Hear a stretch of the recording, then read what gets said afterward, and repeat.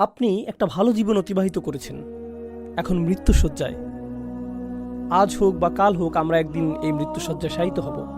আপনি শুয়ে আছেন আর আপনার চারপাশে পরিবারের সদস্যরা কান্নাকাটি করছে।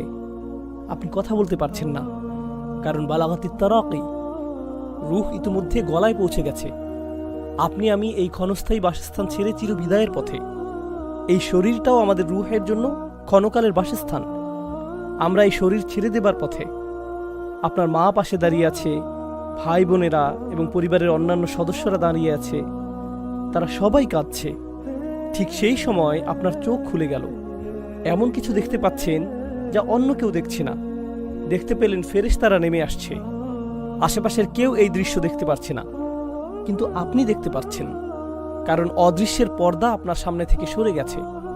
আর যখন মানুষ ফেরেশতাদের দেখতে পায়, তখন তারা শুধু দুই দলের ফেরেশতাদের মাঝে যে কোনো এক দলের দেখা পায়।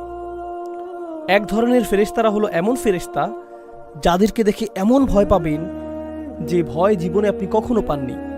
আর অন্য দল হলো যাদের দেখে এত আনন্দিত হবেন যে জীবনে কখনো এতটা আনন্দিত হননি।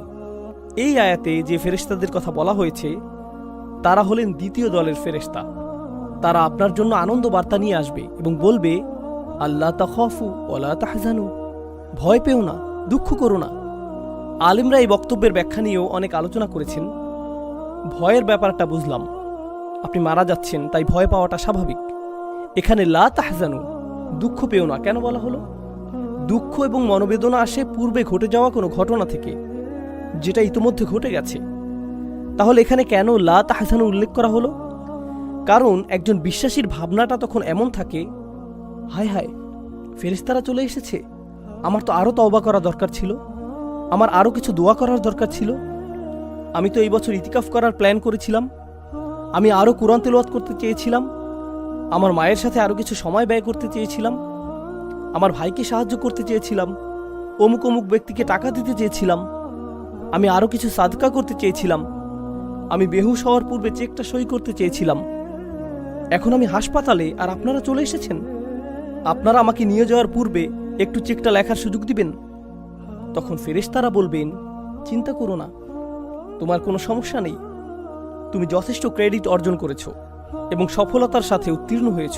লা তাহজানু ওয়া আবশিরু বিল জান্নাহ, দুঃখ করো না এবং জান্নাতের সুসংবাদ গ্রহণ করো।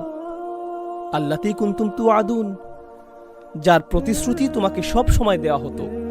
চিন্তা করে দেখুন, মানুষটি মৃত্যুশয্যায়, তার আশেপাশে সবাই কাঁদছে, তার সে সময় এক ফোঁটা চোখের পানি ফেলার শক্তি পর্যন্ত থাকে না, কিন্তু ভেতরে ভেতরে তিনি এমন চরম আনন্দিত যে জীবনে কখনো এমন আনন্দিত হননি। কারণ তিনি মাত্রই জান্নাতের গ্যারান্টি পেলেন। আল্লাহ আজ্জা ওয়া জাল্লার চাইতে কে আমার আপনার বেশি যত্ন নেয়? কেউ না। কে সব সময় আমাদের সাথেই ছিলেন? যখন বিভিন্ন মানুষ আমাদের জীবনে এসেছে এবং চলে গেছে, যখন কিছু মানুষ আমাদের সাথে ভালো আচরণ করেছিল আর কেউ কেউ করেছিল খারাপ আচরণ, সেই সময়গুলোতে কে সর্বদা আমার সাথে ছিলেন? আমার ভালো চেয়েছেন এবং আমাকে নিরাপত্তা দিয়ে গেছেন। পরীক্ষা যেমনই হোক না কেন, কে সারাক্ষণ আমার সাথে ছিলেন, কখনোই আমাকে পরিত্যাগ করেননি। দুনিয়ার মানুষগুলোর যত্ন এবং ভালোবাসা ছেড়ে আমরা যখন কবরের জীবনে প্রবেশ করব, তখন আসলে কার যত্ন এবং ভালোবাসার ছায়ায় আমরা প্রবেশ করব? চিন্তা করে দেখুন তো। আমরা মানুষের যত্ন পরিত্যাগ করে পরিপূর্ণরূপে আল্লাহর যত্নে প্রবেশ করব। এখন আর অন্য কোনো মানুষ আপনার আমার যত্ন নিতে পারবে না। আর আল্লাহ হলেন এমন সত্তা, যিনি দুনিয়াতে আমি যত মানুষের ভালোবাসা ও যত্ন পেয়েছি, সবার সমন্বিত যত্নের চেয়েও বেশি যত্ন নিতে পারবেন এবং ভালোবাসা দেখাতে পারবেন। হাদিসে এসেছে, ঈমানদার ব্যক্তি কবরে ফেরেশতাদের প্রশ্নের উত্তর দেওয়ার পর আকাশ থেকে একজন ঘোষক বলবেন, অর্থাৎ আল্লাহ বলবেন, আমার বান্দা যথাযথ বলেছে, সুতরাং তার জন্য জান্নাতের একটা বিছানা বিছিয়ে দাও এবং তাকে জান্নাতের পোশাক পরিয়ে দাও। এছাড়া তার জন্য জান্নাতের দিকে একটা দরজা খুলে দাও।